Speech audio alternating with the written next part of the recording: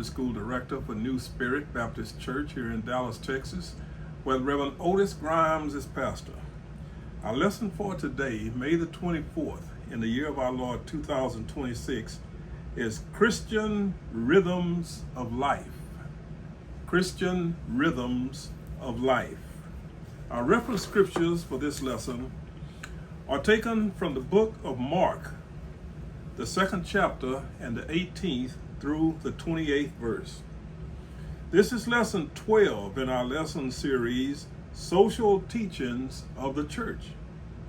And it's lesson 4 in unit 3 of this lesson series, Fulfilling Our Obligations to God and Society. Unit 3, Fulfilling Our Obligations to God and Society.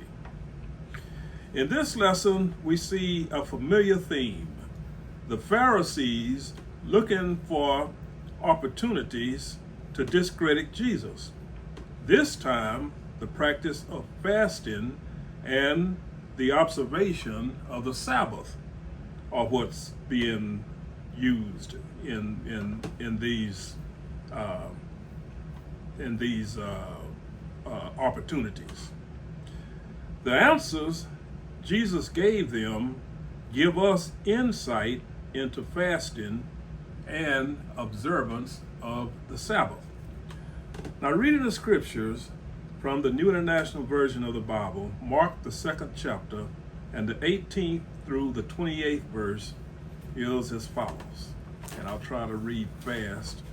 Mark the 2nd chapter and the 18th through the 28th verse.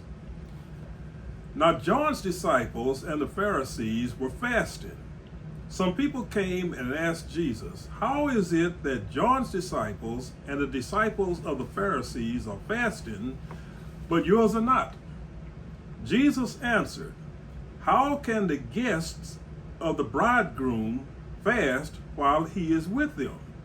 They cannot, so long as they have him with them. But the time will come when the bridegroom will be taken from them, and on that day they will fast. No one sews a patch of unshrunk cloth on an old garment.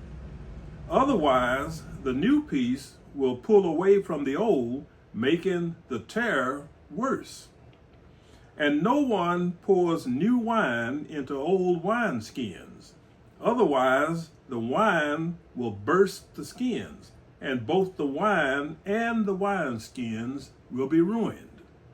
No, they pour new wine into new wineskins."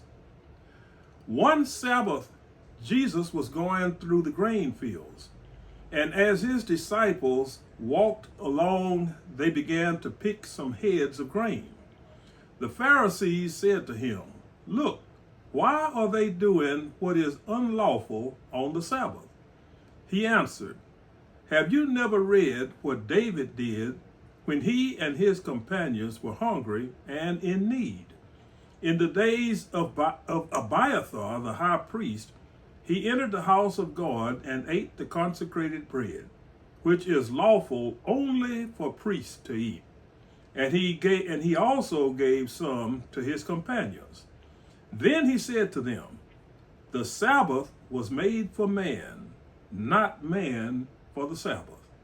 So the Son of Man is Lord even of the Sabbath.'" May the Lord add a blessing to the reading, the hearing, and the understanding of his holy word. The first part of our printed text is about fasting. The only formal day of fasting in the Old Testament by God was the Day of Atonement, as we see in Leviticus, the 16th chapter and the 29th through the 31st verse, and the 23rd chapter and the 26th through the 32nd verse. Fasting was associated with grief, anxiety, or remorse, also for worship and overcoming temptation. There are numerous situations of fasting in the Old Testament, such as when Moses met God on Mount Sinai Exodus, the 34th chapter and the 28th verse. When soldiers prepared for battle, Judges, the 20th chapter and the 26th verse. The national fasting that King Saul's death, the national fasting at King Saul's death.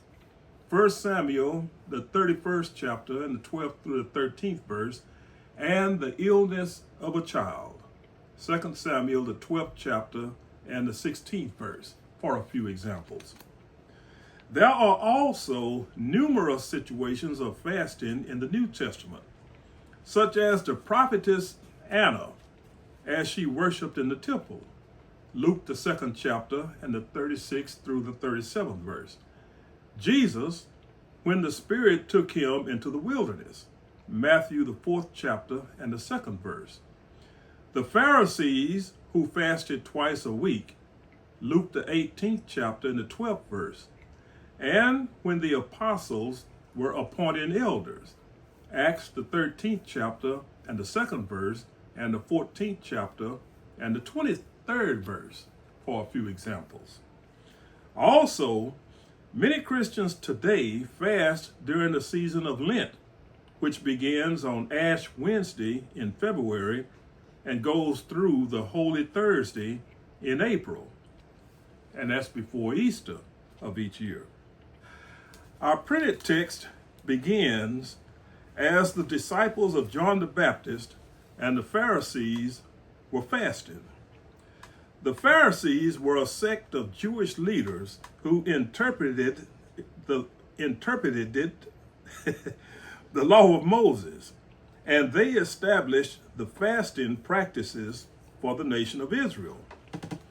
As John's disciples and all who followed the mandate of the Pharisees on fasting were fasting, some people came to Jesus and asked him why his disciples were not fasting when the disciples of John the Baptist and the Pharisees were.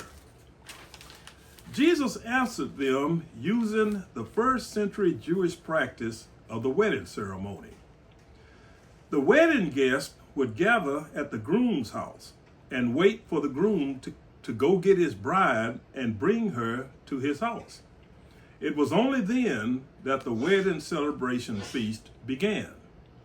So Jesus said to them that the guest could not fast while the bridegroom was with them.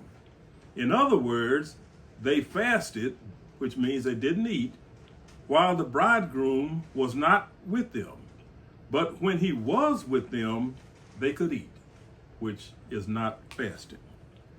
Now, what this means is that Jesus, who is represented by the bridegroom in the metaphoric answer that Jesus gave them, was with his disciples, so there was no need for them to fast.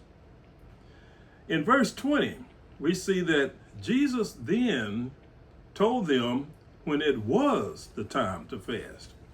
He told them that the time would come when the bridegroom would be taken from the guest, and on that day they will fast. Now, what this means is that Jesus, again, who is represented by the bridegroom in the metaphoric answer, would be crucified, therefore taken from them.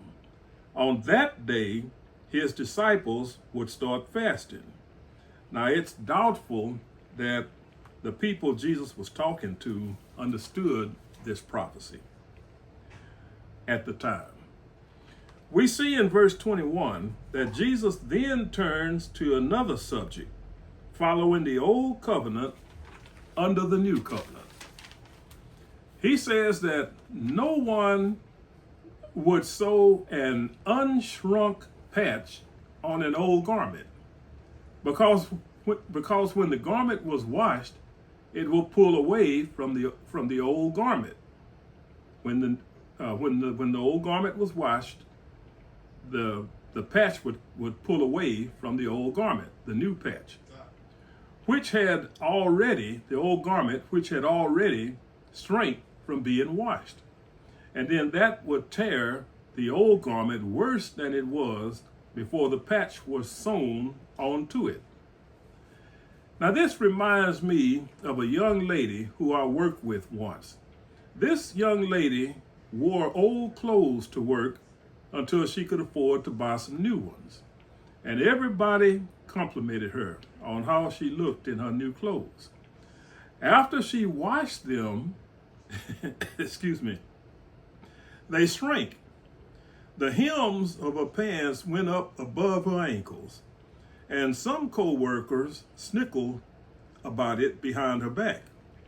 It wasn't funny to me because my mother bought the most inexpensive clothes and shoes for me when I was growing up. The point of Jesus' metaphor was that the old covenant would be fulfilled after he made the sacrifice that would replace the sacrifice of animals. To continue with the old covenant during the new covenant would make the people worse off than when they tried to fulfill the old covenant. He drove the point home in verse 22 with another metaphor. He said that no one pours new wine into old wineskins. Wineskins were bags made from flexible leather. When new wine was poured into new wineskins, the new wine continued to ferment. Its gases would cause the flexible leather to expand. After the leather had expanded as much as it could, it became unflexible and brittle. So if new wine was poured into old wineskins, the expanding gases would burst the old wineskins because they couldn't expand any further. This represented trying to keep the old covenant after the new covenant had been established. In verse 23, we see another incident concerning the Pharisees trying to discredit Jesus. This time, the commandment to do no work on the Sabbath, which we see in Exodus, the 20th chapter, and the 8th through the 11th verse, was in play. We see that Jesus and his disciples were going through the grain fields on the Sabbath, when the grain was ripe and ready for consumption. They picked some of the grain and ate them. When the Pharisees saw this, they asked Jesus why they were breaking the law of Moses. They had interpreted the law such that what Jesus and his disciples were doing was harvesting, threshing, and winnowing. Harvesting because they were picking the grain. Threshing because they were separating the grain from the hulls. And winnowing because they were tossing the hulls to the wind. All this they considered work. Jesus answered them with something King David did, which was against the law of Moses.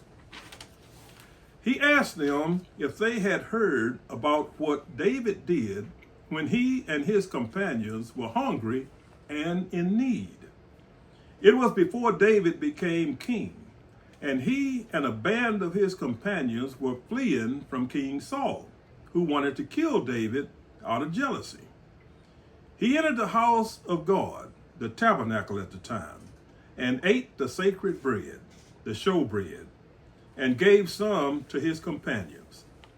It was against the law of Moses because only the priests were allowed to eat the showbread. And we see that in Leviticus, the 7th chapter, in the 1st through the 21st verse. In addition to exposing their hypocrisy, because they gave David a pass for breaking the law and not Jesus, Jesus told them that the Sabbath was made for man and not man for the Sabbath. In other words, the Sabbath was intended for man to rest, which was to bless mankind. If there was a need, even on the Sabbath, it should be met. And in the last verse of our written text, verse 28, we see that Jesus told them that the Son of Man, which was his self-designation, is Lord of the Sabbath. In other words, Jesus is who determines the Sabbath, who determines how, rather, the Sabbath is kept, and not the Pharisees. He has the same authority as God. We learn from this lesson that doing good outweighs keeping strict interpretations of Scripture by man's authority. There is something called algorithms these days, which means that certain preferences of buying and interest in products and news headlines are collected on individuals to determine who to target for certain agendas. This information is gathered when we use our credit and debit cards and what we pay attention to on the internet. Christianity also has a number of practices that, when repeated, create rhythms of behavior. These practices always involve doing good. All things work together for the good for those who love the Lord and are the called according to his purpose. Christian rhythms of life. I hope you gained at least one thought from this lesson. May God bless you, and may he ever keep you.